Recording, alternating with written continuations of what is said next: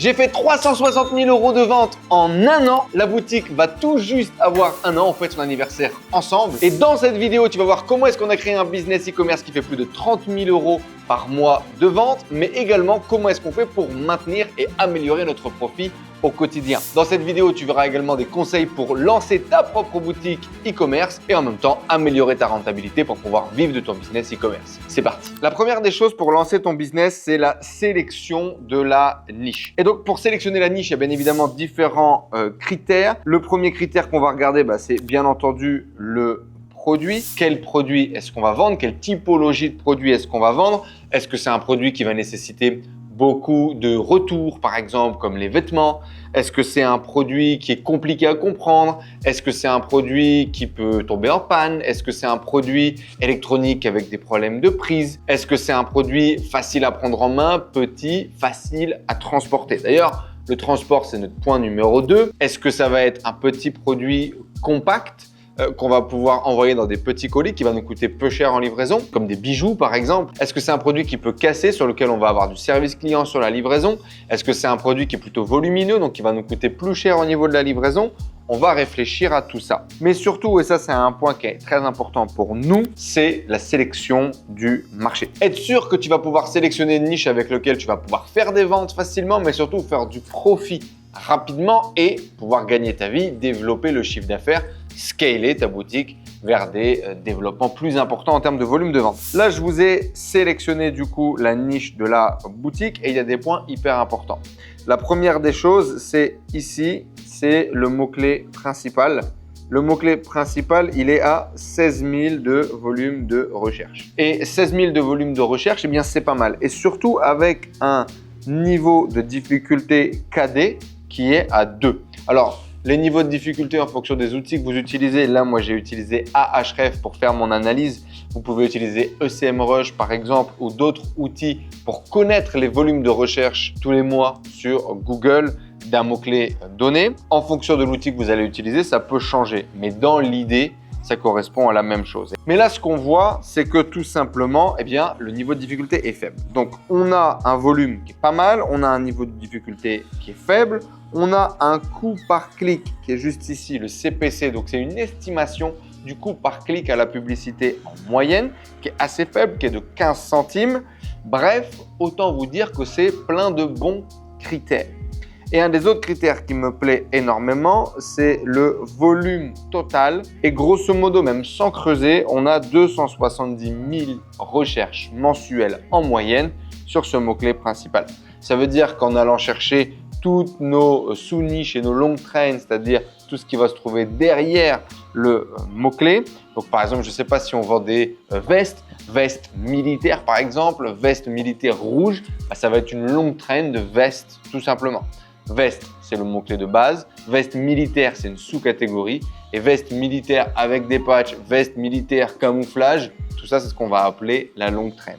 Et donc, tout ça cumulé sur cette niche, je pense qu'on ne doit pas être loin de 500 000 recherches mensuelles, si pas plus. Et donc, comme vous pouvez le voir, c'est une niche qui a plein d'avantages. C'est une niche qui est sur le textile de notre côté, sur le vêtement. Donc, on sait que c'est des marchés qui sont très dynamiques, sur lesquels il y a beaucoup de ventes, sur lesquels il y a souvent des opportunités. Et là, ça s'est confirmé. C'est une niche qui est plutôt pour le coup orientée vers l'été, la mi-saison. C'est clairement pas une niche qui est faite pour l'hiver. Ce qui nous allait parce que justement, on l'a lancé pour ça, pour être un peu en opposition avec nos niches d'hiver, avec nos niches qui sont dédiées sur le Q4, le dernier trimestre de l'année, sur lequel les ventes explosent. Mais si vous avez que des niches d'hiver, malheureusement, en été ou en début d'année, vous faites beaucoup moins de ventes. Donc, on a réussi notamment à contrer ça en lançant des sites qui sont plus étalés sur l'année, des sites qui sont plus focalisés sur la période estivale. Clairement, le choix de la niche, c'est un critère qui est essentiel pour la réussite de votre projet. Si vous ne comprenez pas comment étudier votre marché, si vous ne comprenez pas comment définir et comment trouver une niche sur laquelle il y a une opportunité de marché, tout ce que je vais vous dire après ne marchera pas. La majorité des gens se lancent en sélectionnant une niche correctement, sans faire le travail suffisamment en profondeur, et en général, c'est pour ça qu'ils se plantent. 80% des échecs que je vois, c'est uniquement un problème de niche. Une fois que vous avez sélectionné votre niche, on va rentrer en détail un peu plus dans les chiffres. C'est vraiment important de maîtriser ces chiffres, notamment en e-commerce. Et encore une fois, c'est une erreur que je vois qui est faite très souvent. Quels chiffres sont importants? Tout simplement, on a d'abord le produit et on a du coup le prix de vente du produit. À combien est-ce que vous pouvez vendre votre produit? On a le PA, le prix d'achat. Quel est le prix moyen d'achat que vous pouvez acheter votre produit? Et puis, on va chercher également à voir l'information plutôt marché. Eh bien, par exemple, sur les marketplaces, sur Google Shopping, à combien est vendu votre produit. L'idée, c'est de savoir en tout cas ce type de produit-là, à combien est-ce qu'on peut le retrouver. Et on va même pouvoir aller chercher sur les différents sites d'achat pour voir à combien est-ce qu'on pourrait l'acheter et potentiellement commencer à estimer notre marge. Mais justement, là, vous avez une bonne idée des critères importants au niveau des chiffres. Encore une fois, je vais le répéter, mais le fait de maîtriser ces chiffres, c'est un critère essentiel pour la réussite de votre projet. Si vous ne faites pas correctement le travail sur les chiffres, votre projet peut littéralement se foirer. Vous pouvez avoir une bonne niche, si vous n'avez pas les chiffres qui vont bien, ça ne marchera pas, et notamment dans le développement sur le long terme. Autre point, vous pouvez et vous devez faire ce travail en fait d'analyse des chiffres pour pouvoir être rentable. Il y a beaucoup de gens qui se lancent et qui se rendent compte qu'ils ne sont pas rentables en publicité parce qu'ils n'ont pas fait ce travail en profondeur. Vous devez maîtriser vos chiffres. Si vous faites mal les calculs, vous perdrez de l'argent, vous ne serez pas rentable, vous ne développerez pas votre activité et donc vous ne pourrez jamais finalement gagner votre vie grâce à votre e-commerce. Et il y a un autre point également qui va être très frustrant. Vous allez avoir un business qui fonctionne, vous allez faire 500, 1000 euros de profit et quand vous allez vouloir développer, vous allez être bloqué parce que la limite de scaling, la limite de développement de votre marché, elle est claire et elle est finie à cet endroit-là. Donc, vous devez maîtriser ces chiffres-là pour pouvoir justement développer. Alors, nous, dans notre cas de figure, on a plein de bons points et on va le voir pourquoi. On a un produit qui est vendu entre 50 et 100 euros en moyenne. Des produits qu'on va acheter à partir de 17 euros. Le produit qu'on va vendre 50, en général, on l'achète autour de 16-17 euros, livraison comprise. Ce qu'on appelle également dans l'e-commerce le COGS, le cost of goods, le coût des produits incluant les frais de livraison. Nous, en moyenne, ce qu'on fait, on fait un multiplicateur de 3 sur nos prix d'achat pour avoir nos prix de vente et c'est ce qui nous permet d'assurer nos 30 à 40% de profit brut. Okay, c'est en général le calcul à la louche qu'on réalise. Un point qui est important du coup, c'est d'avoir un panier moyen élevé. Panier moyen qu'on appelle également AOV en anglais, qui signifie Average Order Value, d'accord? Donc en gros, le panier moyen que les gens vont acheter. Et là, comme tu le vois, on a des valeurs qui sont intéressantes. On a ici un AOV, un panier moyen à 59,38 euros et ça, c'est plutôt bon signe. Ça va nous permettre d'avoir suffisamment de marge pour pouvoir se développer. Et donc, quand je vois, si tu veux, ces chiffres-là, les prix de vente, le panier moyen, je me dis qu'en termes d'acquisition, en termes de publicité, je vais devoir payer plus ou moins 20 euros pour trouver un client.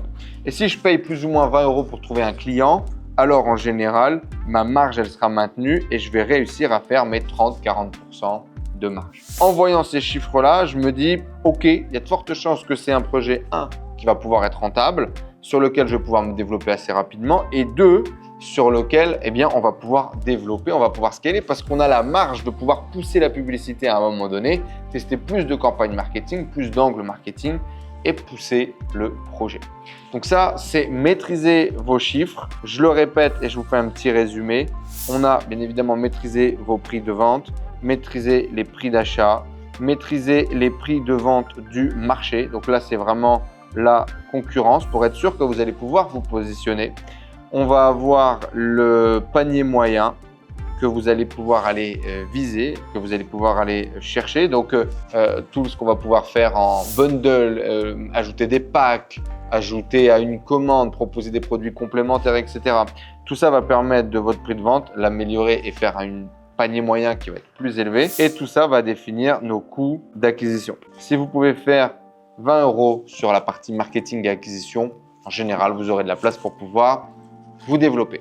Justement, voyons maintenant la partie 3 qui est la partie acquisition. L'acquisition, c'est une partie essentielle du business. J'aime à dire que tous les gens qui ont du succès sur Internet, qui arrivent à développer un business qui est stable, qui est pérenne et qui est rentable, sont des gens qui sont très très forts dans l'acquisition de trafic. Parce qu'au final, vous avez à avoir un super bon produit. Si vous n'avez pas de trafic, si vous n'avez personne à qui présenter votre offre, eh ben vous ne ferez pas de vente. C'est pas si compliqué que ça de générer du trafic. Par contre, de générer du trafic de qualité et pas cher sur lequel vous allez réussir à être rentable, c'est là tout l'enjeu. Alors, vous l'avez compris, nous, on fait deux choses. On fait du SEO, SEA. Donc, on fait du référencement naturel. On va chercher à positionner notre site dans les premiers résultats de recherche de Google. Ça nous permet de travailler avec un trafic, ce qu'on appelle intentionniste, qui a une intention d'achat. Quand les gens ont une intention d'achat, ils ont envie d'acheter un produit. Et nous, ce qu'on fait, c'est qu'on leur distribue et qu'on leur met à disposition ce produit-là. Notre objectif, c'est donc de nous positionner sur Google en naturel, d'accord ? Et le SEA, c'est la même chose, mais en publicité. Donc, l'idée, c'est de se positionner en publicité, en Google Shopping, juste en dessous des résultats de recherche, sur la droite. Bref, à plein d'endroits où on peut faire de la pub sur Google pour pouvoir pousser nos produits. Okay, donc, deux stratégies d'acquisition de trafic. Google en naturel, Google en payant. Ça, c'est la base de notre système.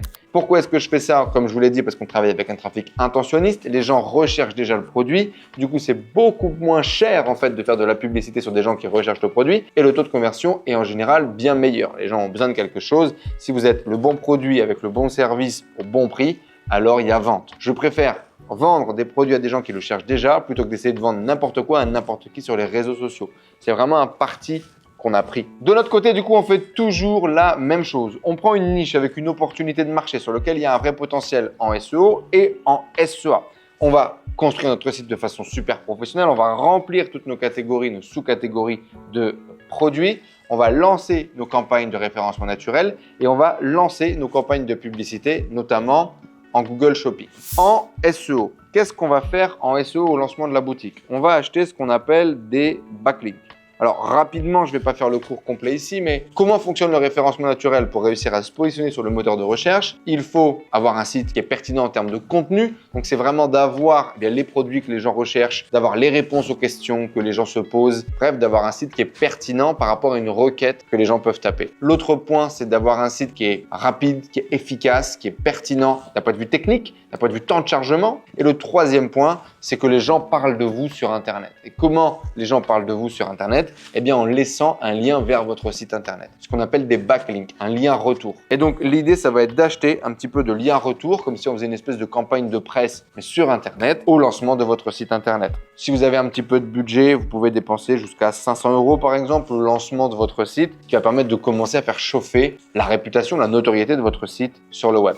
Une fois que ça c'est fait, on va se focaliser sur le lancement de la partie publicitaire en SEA. Toujours la même chose encore une fois, le même process. On va lancer du Google Shopping, comme je vous le disais juste avant. On va prendre 30 à 50 € par jour de budget et on va lancer avec un coût par clic qu'on va limiter.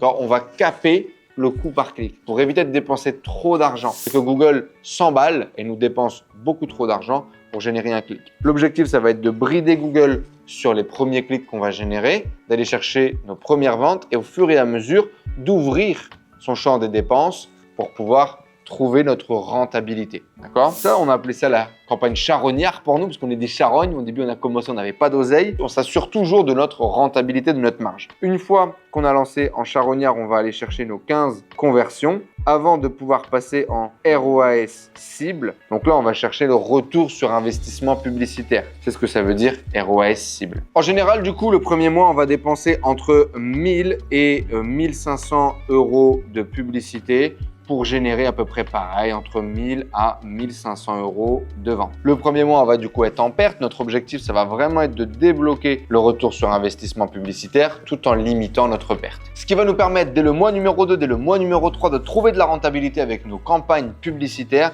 et à partir de là, faire grossir notre business. Dans une phase numéro 2, rappelez-vous que vous ne pouvez pas en même temps, en simultané, augmenter votre retour sur investissement cible, votre ROAS et votre volume. Ça se fait toujours en deux temps. Voilà. Si on devait faire une espèce de graphique, ça ressemblerait à ça. Là, ici, on va par exemple chercher à augmenter le ROAS. On va du coup potentiellement avoir les volumes qui baissent un petit peu. Après, on va chercher à monter les volumes. Et en fait, vous montez comme ça, comme un escalier progressivement.